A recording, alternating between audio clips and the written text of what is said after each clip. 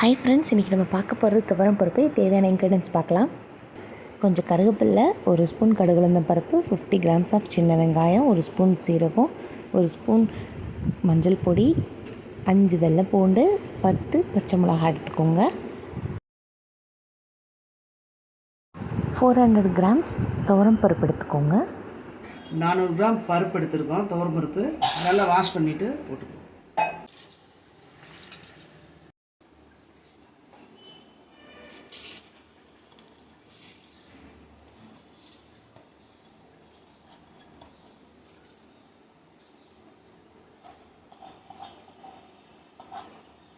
Wash பண்ண பருப்பு போட்டுக்கிட்டு அதோட சின்ன வெங்காயம் ஒரு 50 கிராம் சின்ன வெங்காயம் போட்டுக்கோங்க.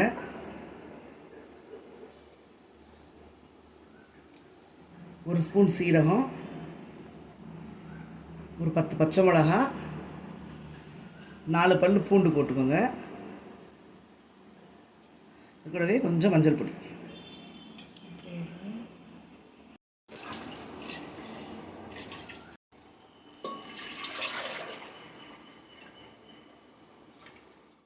அவ்வளோதான். பருப்பு சிம்பிளாக ஈஸியாக நம்ம குக்கரில் வச்சோன்னா ஒரு 2 விசிலில் இறக்கிடலாம்.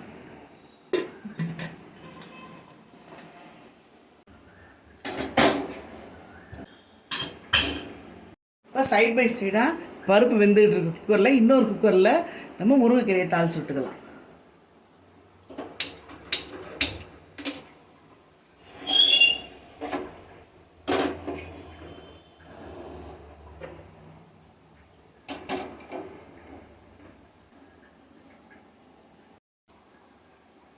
இப்போ பாத்திரத்தில் இப்போ கீரை வேக வச்சோன்னா ஒரு 20 மினிட்ஸ் ஆகும்.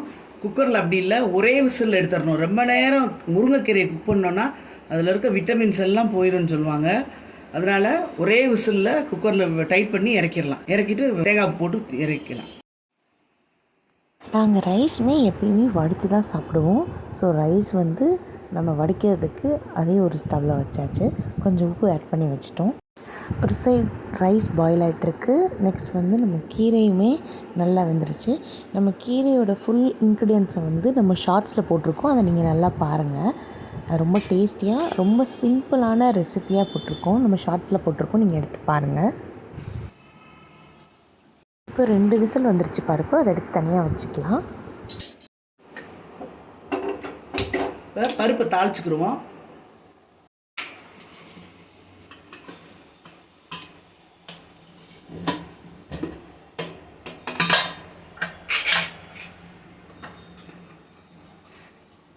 இப்போல்லாம் பருப்பு 2 விசிலில் குக்கரில் வச்சு இறக்கிடுறோம். முன்னாடியெல்லாம் பருப்பை பாத்திரத்தில் வேக வச்சு மத்தை போட்டு கடைஞ்சி தாளித்து சாப்பாடு யூஸ் பண்ணுவோம்.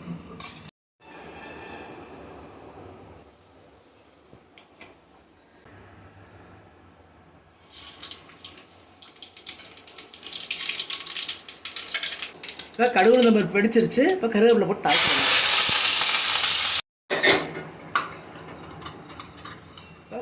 பருப்பு ரெடி ஆயிடுச்சு. இப்போ உப்பு கொஞ்சம் போட்டுக்குவோம். ஃபஸ்ட்டே உப்பு போட்டுட்டோன்னா பருப்பு வேகாது. அதனால் இறக்கிட்டு உப்பு போட்டுக்கலாம்.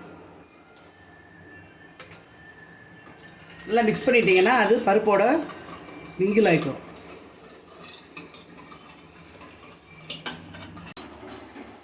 சுண்டவத்தில் போட்ட உடனே அப்படியே எடுத்துடணும், இல்லைன்னா கருகிரும். கரிஞ்சிருச்சுன்னா சாப்பிட முடியாது. சும்மாவே நம்ம சாப்பிட மாட்டோம் சுண்டவத்தில், கசக்குதுன்னு சொல்லிட்டு. ஆனால் உடம்புக்கு அவ்வளோ ஹெல்த்தியானது சுண்டவத்தில்.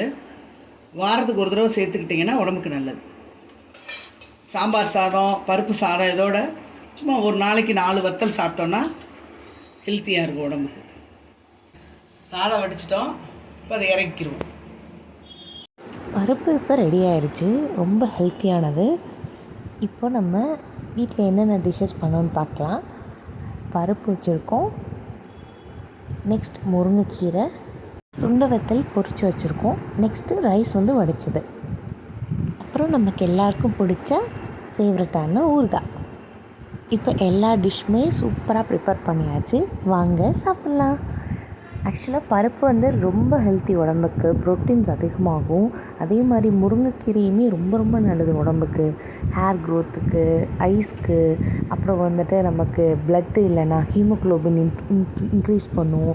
ஸோ இந்த மாதிரி நிறையா குட் குவாலிட்டிஸ் இருக்குது முருங்கைக்கீரைக்கு. அது ரொம்ப சிம்பிளாக நம்ம ஷார்ட்ஸில் போட்டிருக்கோம் பாருங்கள். நெக்ஸ்ட்டு ரைஸையுமே வடித்து சாப்பிட்டா அது ரொம்ப நல்லதுன்னு சொல்கிறாங்க இப்போ எல்லாருக்குமே. ஸோ இந்த மாதிரி ஹெல்த்தியாக நம்ம சாப்பிட்டுட்டு நம்ம உடம்புல வந்து நல்ல இம்யூனிட்டியை டெவலப் பண்ணிக்கலாம்.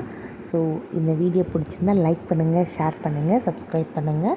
உங்கள் வீட்டில் ட்ரை பண்ணி பார்த்துட்டு நம்ம கமெண்ட்டில் சொல்லுங்கள். தேங்க்ஸ் ஃபார் வாட்சிங்.